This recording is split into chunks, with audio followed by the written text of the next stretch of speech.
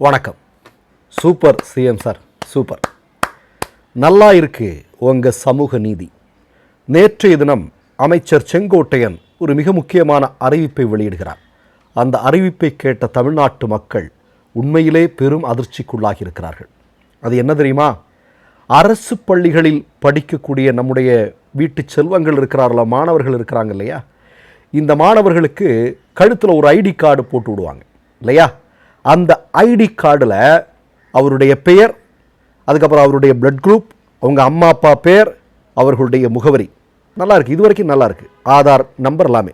அதுக்கப்புறம் ஒன்று சொல்கிறார் செங்கோட்டையன்.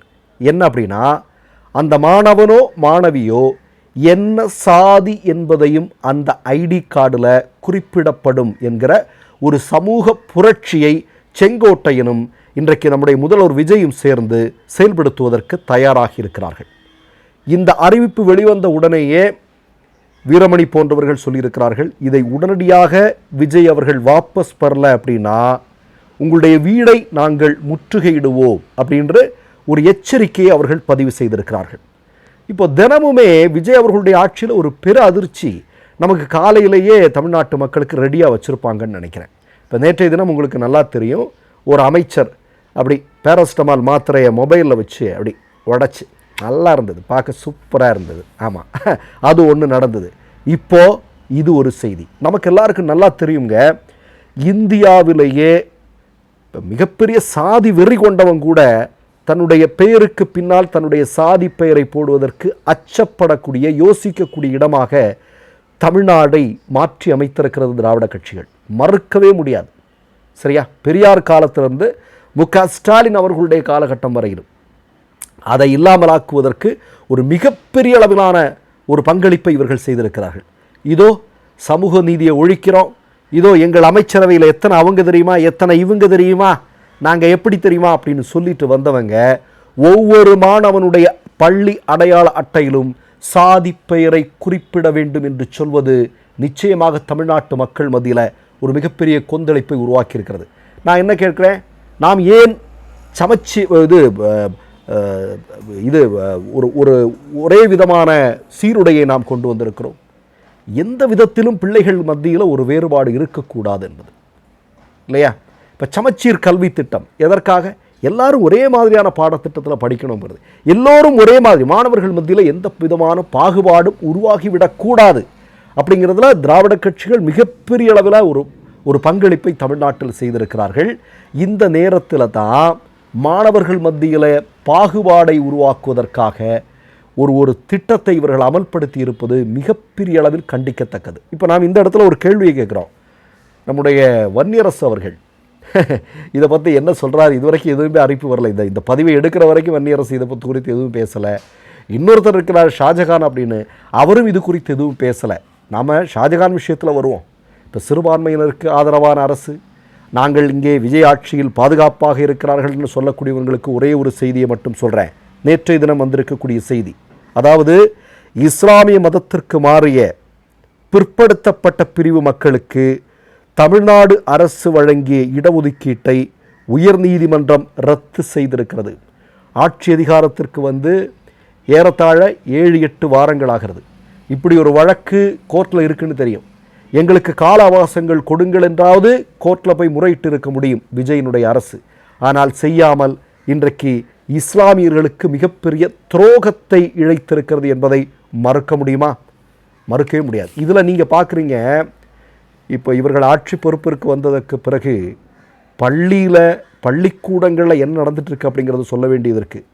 2-3 தினங்களுக்கு முன்பு இதே நம்முடைய கல்வித்துறை அமைச்சராக இருக்கக்கூடிய ராஜ்மோகன் சொல்கிறார். என்ன சொல்கிறார் அப்படின்னா, பள்ளிக்கூடத்தில் மாணவர்களை தொந்தரவு செய்யும் நிர்வாகிகளை நிரந்தரமாக கட்சியை விட்டு நீக்குவோம். நல்லது. இனியும் தொடர்ந்தால் எந்த சமரசமும் இன்றி இதே நடவடிக்கை தொடரும். இருமொழி கொள்கை எங்கள் DNA. கொள்கைகளை விட்டு கொடுத்து நிதியை வாங்க மாட்டோம். அதேபோல மத்திய அரசிடம் தமிழ்நாட்டின் தேவைகளை பூர்த்தி செய்வதற்கான கல்வி நிதியை வாங்காமலும் நாங்கள் விடமாட்டோம். இது ராஜ்மோகன் அவர்கள் சொன்னது. இப்போது அதே நாள் செங்கோட்டையன் அவர்கள் சொல்கிறார். என்ன சொல்கிறார் தெரியுமா? விசில் சின்னத்தை உலகத்திற்கு பறைசாற்ற குழந்தைகள் ஆற்றிய பங்களிப்பு யாராலும் மறுக்க முடியாது.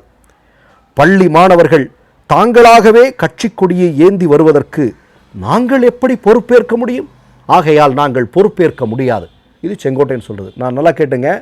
அரசு பள்ளிகளில் தாவைக்காரன் போய் ரீல்ஸ் எடுக்கிறதுங்கிறது ஒரு பக்கம். 2-3 தினங்களுக்கு முன்பு அரசு பள்ளி மாணவர்களே தாவைக்கா கொடியை கையில் ஏந்தி கொண்டு சென்ற காட்சி தமிழ்நாட்டு பெற்றோர்கள் மத்தியில் ஒரு பெரும் அதிர்ச்சி ஏற்படுத்தியிருக்கும். அது தொடர்பாகத்தான் செங்கோட்டையன் சொல்கிறார், அதுக்கெல்லாம் நாங்கள் பொறுப்பேற்றுக்க முடியாது, அவன் தானாகவே எடுத்துகிட்டு வரான், அதுக்கெல்லாம் நாங்கள் எப்படி பண்ணுவோம்? இப்போ தானாகவே வேறு ஏதாவது எடுத்துகிட்டு வருவான், நீங்கள் பொறுப்பேற்றுக்க முடியாதா? அந்த கேள்வியை கேட்க முடியும் இல்லையா? இன்னொன்று கன்றாவியை நான் சொல்கிறேன். ஸ்ரீதர் வேம்புன்னு ஒரு ஆர்எஸ்எஸ்காரன், ஐயோ அவங்க ஒரு ஸ்டேட்மெண்ட் போட அதை வைரல் ஆக்குறாங்களாம். எப்படி? ஒரு கல்வி, அதாவது ஒரு பாடசாலை ஆரம்பிப்பதற்கு திமுக ஆட்சியில் பெரிய தொந்தரவுகள் இருந்தது, அனுமதியே கொடுக்கல. ஆனால் விஜய் அவர்கள் வந்து உடனே கொடுத்துட்டாங்களாம். ஒரு ஆர்எஸ்எஸ்கார ஆரம்பிக்கக்கூடிய பள்ளிக்கூடம் எப்படி இருக்கும்? நம்ம சொல்லவா வேணும்? அக்பரும் பாபரும் முகலாயர்களுடைய ஆட்சியும் எப்படி என்று சொல்வார்கள் இல்லையா? மகாத்மா காந்தி காய்ச்சல் வந்து இறந்தார்னு சொல்லுவாங்க. இதானே இவர்களுடைய திட்டம். அப்படிப்பட்ட சிந்தனையில் இருக்கக்கூடிய ஒரு நபர் அந்த ஸ்ரீதர் வேம்புவனுடைய பள்ளிக்கூடத்தை. ஆனால் என்ன சொல்கிறேன்னா, தொடர்ந்து இவர்கள் சொல்லி கொண்டிருக்கக்கூடிய பொய்கள் எல்லாமே உடனடியாக அம்பலப்படுத்தப்பட்டு கொண்டிருக்கிறது. ஸ்ரீதர் வேம்பு யார்? தன்னுடைய மனைவியை விட்டுட்டு, ஆட்டிசம் பாதிக்கப்பட்ட தன்னுடைய குழந்தையை விட்டுட்டு, சொத்தில் பங்கு இவங்களுக்கு போயிடக்கூடாதுன்னு பித்தலாட்டத்தில் ஈடுபட்டு அங்கிருந்து ஓடி இந்தியாவிற்கு வந்த ஒரு நபர் தான் இவர். இவரை வந்ததுமே சோஷியல் மீடியாவிலேயே விவேகானந்தர் அப்படி இப்படின்லாம் சொல்லி எளிமையின் உருவம், இவ்வளவு பெரிய கோடிக்கணக்கான சொத்து வச்சிருக்கிறார், ஆனால் இப்படிப்பட்டவர் நல்லவர் வல்லவர். ஆனால் எத்தனை பாஜக கட்சியை சார்ந்த தலைவர்களுக்கு இவர் பண உதவிகள் செய்திருக்கிறார் அப்படிங்கிற செய்திகள், வழக்குகள் எல்லாமே நிலுவையில் இருக்குது. அப்படிப்பட்ட ஒரு நபர் சொல்லும் போதே நம்ம நினைக்க வேண்டாம் இதெல்லாம் ஒரு மிகப்பெரிய வடிகட்டிய பொய்ன்னு. ஆனால் என்ன நான் சொல்ல வரேன் தெரியுமா? தாவேக்கா தினமும் அம்பலப்பட்டு கொண்டிருக்கிறது. நான் ஒரு செய்தியை சொல்லி முடிச்சிடுறேன். 2 தினங்களுக்கு முன்பு ஒரு ஆட்டோ ஸ்டாண்டில் ஒரு ஆட்டோக்காரர் என் கண்ணு முன்னாடி பேசிகிட்டு இருக்கார். என்ன சொன்னார் தெரியுமா?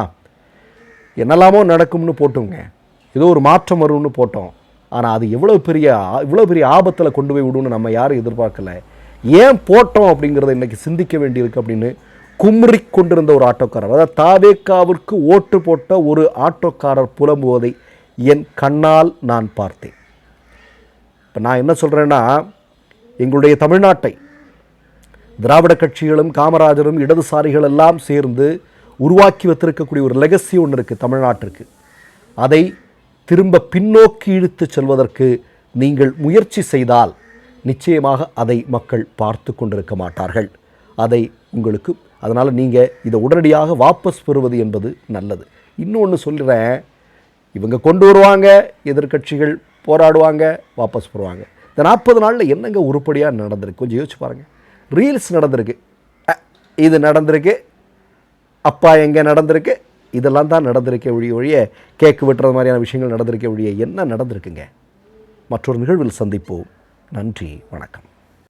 3 யூடியூப் சேனல்கள் வியாபாரத்திற்கு இருக்கிறது. தேவைப்படுபவர்கள் இந்த எண்ணுக்கு தொடர்பு கொள்ளுங்கள். மை நேம் இஸ் ரெட் சேனலை சப்ஸ்கிரைப் பண்ணிக்கோங்க. அதுக்கப்புறமா பக்கத்தில் இருக்கிற ஜாயின் பட்டனை கிளிக் பண்ணீங்கன்னா ஒரு நியூ பேஜ் ஒன்று ஓப்பன் ஆகும். அதுலேயும் ஜாயின் பட்டனே கிளிக் பண்ணிக்கோங்க.